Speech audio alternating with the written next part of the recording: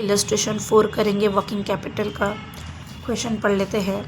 From the following information given by Q N company private limited, तो ये हमारा Q N company private limited in the books of में लिखेंगे, ठीक है। एस्टिमेट वर्किंग कैपिटल बनाना है। यूनिट्स दिया हुआ है 1,04,000 फॉर द ईयर और 52 वीक्स बोल के दिया है, यानी 1,04,000 को 52 वीक्स में डिवाइड करेंगे, ठीक है।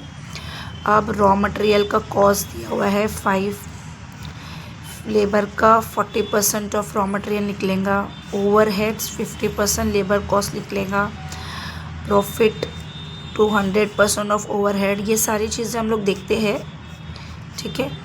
ये जो 4 वीक है ये पीरियड्स दिया हुआ है, ये सारी चीज़ें पीरियड्स है। ये पीरियड है credit to debtors, credit by the creditors, time lag in payment of wages, ये सारी चीज़ें हम लोग आगे देखेंगे।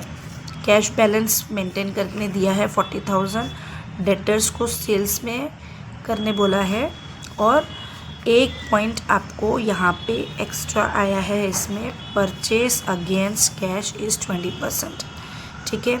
बाकी एज इट इज़ जो हमने पहले किया है वैसा ही होगा। यहाँ पे परसेंटेज किधर भी नहीं दिया हुआ है, तो हम लोग 100%, 50%, 50% करके कंसिडर करेंगे। किसका? प्रोसेसिंग का, वर्क इन प्रोग्रेस का, ठीक है। अभी देखते हैं सम। देखिए, in the books of Q N private company private limited, estimated working capital, particulars, unit into rate, amounts, सारी चीज़ें लिख दी है हमने एज इट इज़, दिख रहा है। अब हम लोग यूनिट कैलकुलेट करेंगे। तो यूनिट कैलकुलेट किस तरह होता है? 1,04,000 को 52 से डिवाइड करेंगे। 1,04,000 को 52 से डिवाइड करेंगे तो 2,000 रुपीज़ आता है, ओके। और यूनिट हमारा निकल गया, हम लोग यूनिट हर जगह लिख देंगे यहाँ पे 2,000, 2,000, 2,000, ठीक है। अब हमें क्या निकालना है? Cost sheet. कॉस्ट शीट तैयार करनी है। कॉस्ट शीट में हमको सिर्फ रॉ मटेरियल दिया हुआ है 5, तो यहाँ पे लिख देंगे कॉस्ट में रॉ मटेरियल 5, ये गिवन दिया हुआ है, ठीक है। अब लेबर निकालना है, ओवरहेड निकालना है, कॉस्ट, प्रॉफिट, सेल्स, ये सारी चीज़ें निकालनी है, ठीक है। लेबर हम लोग कैसे निकालेंगे? यहाँ पे क्या बोला है? लेबर पर यूनिट किस तरह निकलेगा? 40% of raw material, 40% of raw material. Raw material क्या है? 5, तो 5 का 40% निकालेंगे तो क्या आएगा? 2, तो यहाँ पे लिखेंगे हम 2, ठीक है। अब थर्ड वाला ओवरहेड जो है वो लेबर कॉस्ट का 50% है। ओवरहेड जो है वो लेबर कॉस्ट का 50% है, तो हमारा लेबर क्या है? 2, तो 2 का 50% क्या आएगा? 1, ठीक है। ये हमारा आ गया 50% ऑफ 2। अब प्रॉफिट जो है वो 200% ऑफ ओवरहेड है। प्रॉफिट क्या है हमारा? ओवरहेड जो है 1, उसका 200% है, यानी 1 का 200% देखो कितना आएगा? जाहिर सी बात है 2, तो 2 लिख देंगे, ठीक है। अब ये 5 + 2 + 1 को करेंगे टोटल 8, ये यहाँ पे 2 दिया हुआ है तो 8 + 2 करेंगे 10, तो ये हमारी कॉस्ट शीट रेडी है, ओके। अब हम लोग सम पे आएंगे, आंसर सॉल्व करेंगे। देखिए यहाँ पे 2,000 तो हमने सब लिख लिए।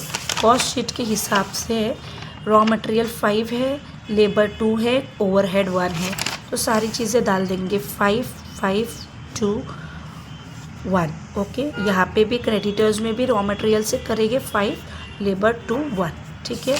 अब जो कॉस्ट है 8 है, प्रॉफिट 2, सेल्स 10, तो कॉस्ट क्या है? 8 और सेल्स क्या है? 10, तो फिनिश गुड्स को हम लोग कॉस्ट से करते हैं और डेटर्स को हम लोग सेल्स से करते हैं, तो 8 और 10 यहाँ पे आ गया। सारी चीज़ें हो गई रेट्स। अब पीरियड्स पे आएंगे। पीरियड्स को हम लोग ये क्वेश्चन कर पढ़ेंगे। क्या लिखा है? रॉ मटेरियल का स्टॉक जो है वो 4 वीक है, तो यहाँ पे लिखेंगे 4 वीक। यहाँ पे प्रोसेसिंग पीरियड जो है वो 4 वीक है, प्रोसेसिंग पीरियड 4 वीक है। प्रोसेसिंग पीरियड दिया है यानी तीनों जगह 4 आएगा, ओके। और स्टॉक ऑफ फिनिश गुड है वो 4 वीक है, तो फिनिश गुड भी 4 वीक आएगा, ठीक है। दिख रहा है फिनिश गुड 4 वीक। अब जो क्रेडिट टू डेटर्स है, डेटर्स जो है वो 6 वीक, ठीक है। Credit by the creditors, creditors जो है वो 4 वीक है। और टाइम लैग जो दिया हुआ है, वेजिस का 4 वीक है तो वेजिस का 4 वीक लिखेंगे, और ओवरहेड का 2 वीक है तो ओवरहेड का 2 वीक लिखेंगे। समझो आप लोग को। इसको 100% करेंगे, इसको 50, इसको 50। अब इसको सॉल्व करेंगे तो ये 20,000 मल्टीप्लाई बाई 5 मल्टीप्लाई बाई 4, तो ये हमारा आएगा 40,000। इसी तरह कैलकुलेट करेंगे, ये भी 40,000 हो गया, ये भी 40,000 हो गया। 40,000 100% कंसिडर करेंगे। ये 2000 इंटू 2 इंटू 4, 2000 इंटू 2 इंटू 4, 16,000 का 50% यानी 2। आप लोग इस तरह भी कर सकते हो, 16,000 का 50% 8,000, ठीक है। डायरेक्ट भी कर सकते हैं, डिवाइडेड बाई 2 भी कर सकते हैं। इसको 2000 1 ज़ा 2000, 2000 4 ज़ा 8,000, 8,000 का 50% आएगा 4,000, ठीक है। ये सारी चीज़ों को मल्टीप्लाई करेंगे। कैश एंड बैंक बैलेंस हमारा दिया हुआ है इधर 40,000, वो यहाँ पे लिखेंगे। ये सारी चीज़ को टोटल करेंगे। सिर्फ यहाँ पे एक चीज़ रह गई है, यहाँ पे क्या बोला है, purchase against cash is 20%। Purchase जो कुछ चीज़ें मतलब हम लोग बना रहे हैं, कुछ चीज़ें तो परचेस किए हैं, ठीक है। अब परचेस यहाँ पे क्या बोला है, कैश में 20% है, ठीक है।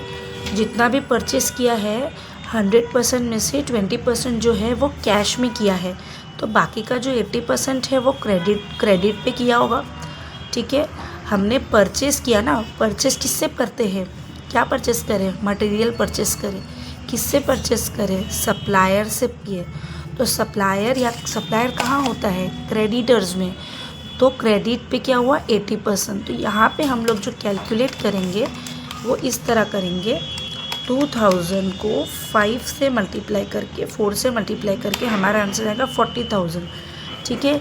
अब 40,000 को हम लोग यहाँ पे लेंगे 80%, तो हमारा 32,000 आएगा। बस ये इतना एक ही डिफरेंस है, बाकी पूरा सम एज इट इज़ सेम है।